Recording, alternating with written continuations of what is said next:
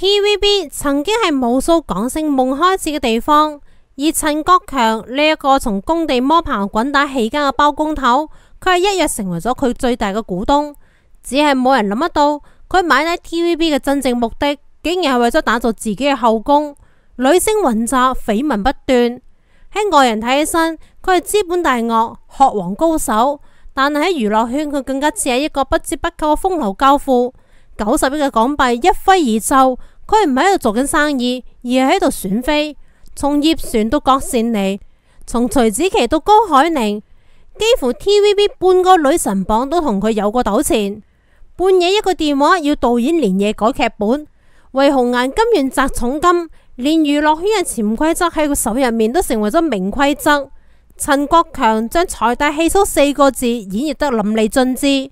呢一場關於金錢、慾望、情感同埋權力嘅豪賭，佢到底係贏咗啲咩嘢，又失去咗啲咩呢？然而呢一切喺陳國強泛濫嘅風流史面前，僅僅只係冰山一角。呢一個唔係 TVB 嘅劇本，而係現實當中最刺激嘅真相。歡迎嚟到小婷大講，我係阿千，用少少嘅話題睇大大嘅世界，講一啲離我心入面都想聽嘅真相。一，包工頭逆襲豪買 TVB，只為打造女性後宮，打一世人嘅仗都唔可以享受下咩？呢句說話用喺陳國強身上面呢，就恰到好處啦。後生嗰陣時嘅佢四處征戰，打下咗屬於佢嘅一片商業版圖。有得立足之地嘅陳國強，憑借住個人嘅商業頭腦，自然係及上咗 TVB 呢個大蛋糕啦。當時嘅 TVB 各路注釋都喺呢度齊集一堂。如果可以盤低 TVB 嘅話呢，就意味住擁有咗一座後宮啦。嗰個時候，陳國強所用嘅資本數不勝數，隨便大筆一揮就可以籌措到100億資金。有咗諗法就開始實施啦。為咗可以早日實現自己嘅後宮夢，陳國強嘅小算盤開始瘋狂咁樣轉動。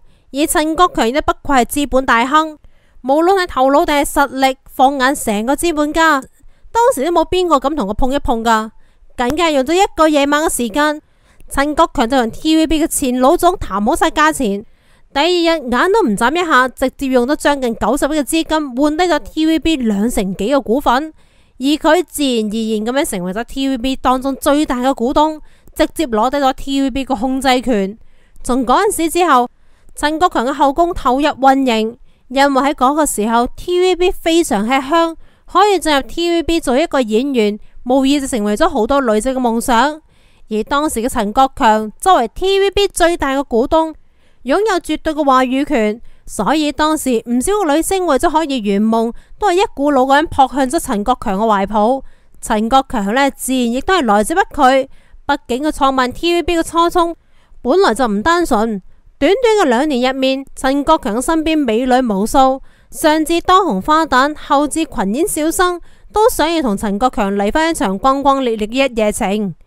二，葉璇、郭羨妮全部都中招。TVB 女神一個接住一個咁樣入咗老闆房。葉璇後生嗰陣時嘅葉璇亦都係傾國傾城，令人睇一眼都冇辦法忘記。喺當時嘅 TVB 當中，葉璇嘅顏值亦都係數一數二，而呢一個自然亦都吸引咗陳國強嘅目光。經過咗一番操作之後，兩個人唔單止一次相約酒吧，而且仲多次被影到兩個人之間嘅親密接觸。相片當中嘅陳國強一面享受，而葉璇同樣亦都極盡獻媚，兩個人嘅快樂常人根本係冇法想象得到。呢一個曝光片段迅速發酵，葉璇被描繪成為咗花花公子嘅浪漫目標。香港媒體曾經戲稱葉璇將要摸爆學王，暗示佢嘅大膽豪放幾乎已經掏空晒陳國強嘅心。呢種描寫唔單止引發咗公眾議論，亦都徹底將兩個人嘅關係置於大眾視野之中。面對輿論嘅壓力，陳國強選擇咗公開回應。佢承認夜店跳舞嗰一次嘅曝光，但係對於送車送樓等等嘅傳聞一概否認，態度相當坦然。佢甚至表示，有錢就攞嚟買車買樓買飛機，我絕對唔會羞於為感情使。呢種強硬嘅回應既好似喺度澄清，亦好似喺度挑釁。豪氣佢係帶住挑釁。葉璇方面呢，就係保持沉默，既冇證實，亦都未否認，透住一種遊走於光影同埋現實之間若即若離。而陳國強嘅態度明確，佢亦都冇辦法令到緋聞煙消雲散。媒體繼續曝光所謂嘅情慾短信，社交平台上面鋪天蓋地嘅爆料，一度將呢段所謂嘅感情推向咗風口浪尖。然而呢段關係最終未能演變成為正式嘅戀情。葉璇喺後來嘅採訪當中否認咗兩個人關係密切，並且強調自己早已經離開咗 TVB， 同呢段過去明確咁樣切割。喺個人發展軌跡當中，葉璇後續投身幕前幕後雙線發展，北上成立工作室，並逐步步入咗內地市場。相比之下，陳國強亦喺2011年正式入股 TVB， 成為咗 TVB 最大嘅股東之一，以資本身份掌控咗話語權。2. 郭羨妮憑借住實力成為咗港姐冠軍，憑顏值令到眾多個富豪拜喺石榴裙下，而陳國強就係其中之一。當時郭羨妮顏值出眾，言語動人，第一次同陳國強交流嘅時候，就爭啲將陳國強嘅魂都勾走咗添。而陳國強呢亦都夠晒意思，對郭羨妮百般呵護，甚至為咗佢心甘情願豪擲千萬。陳國強生得唔算出眾，唯一有嘅恐怕就係超能力啦。而郭羨妮呢仲偏偏就係識呢一套。喺陳國強瘋狂嘅追求之下，郭羨妮同佢同居喺埋一齊。但係萬萬冇諗到嘅係，郭羨妮竟然係咁樣一個低劣嘅人。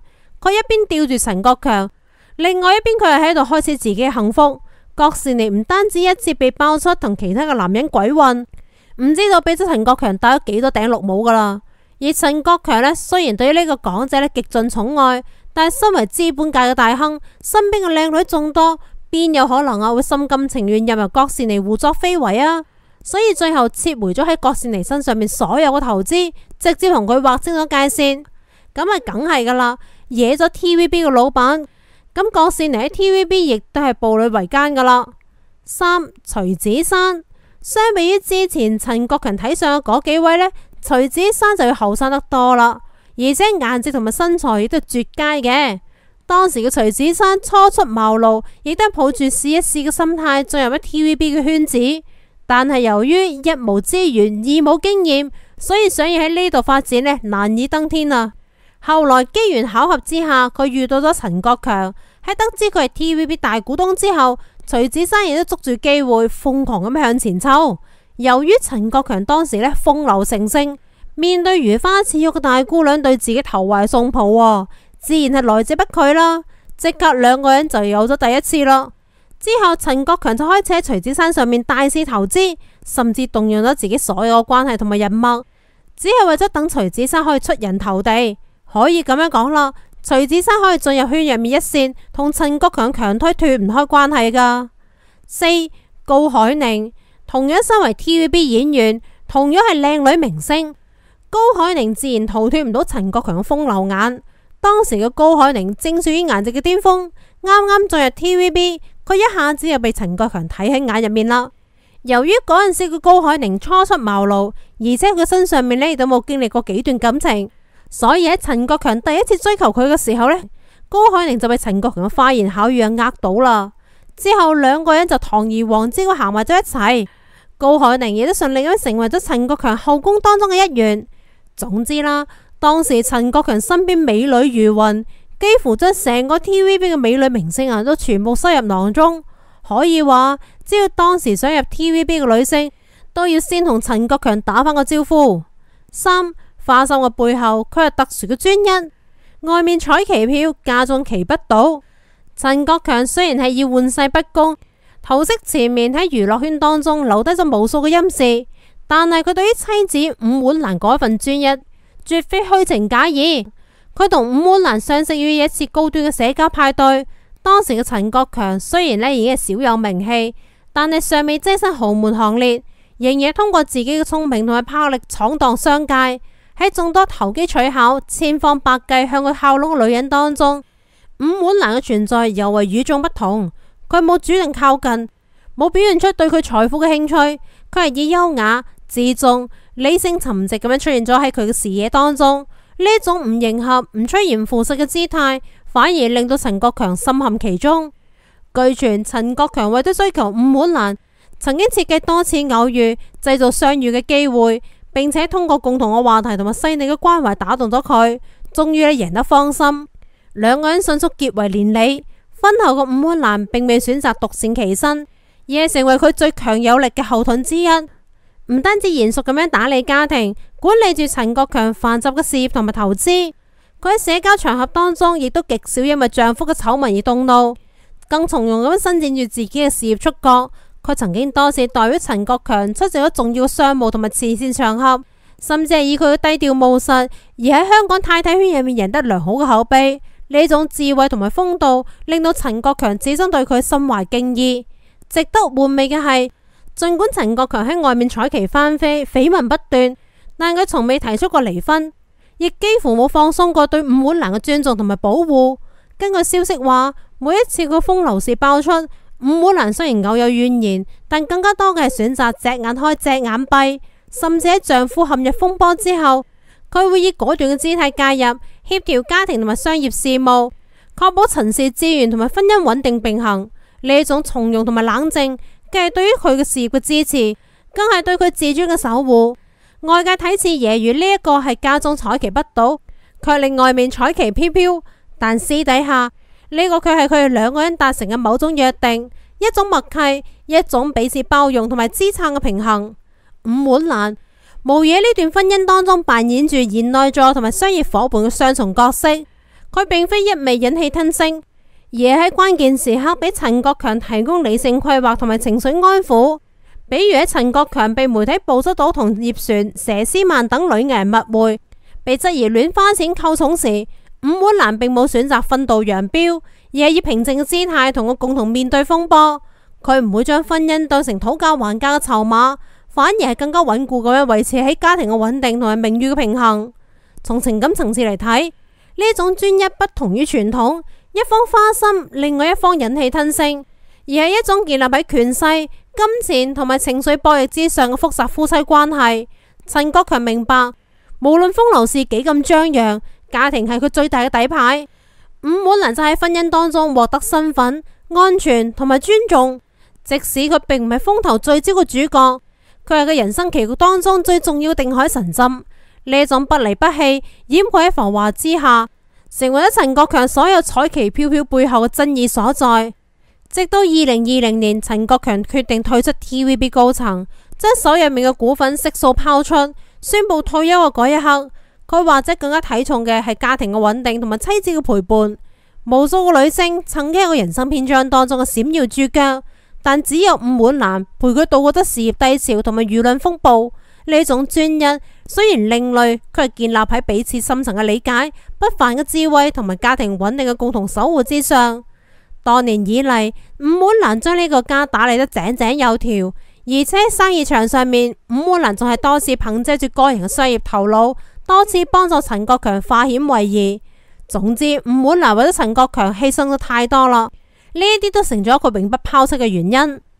4. 簡說陳國強嘅發家史，其實並唔光彩。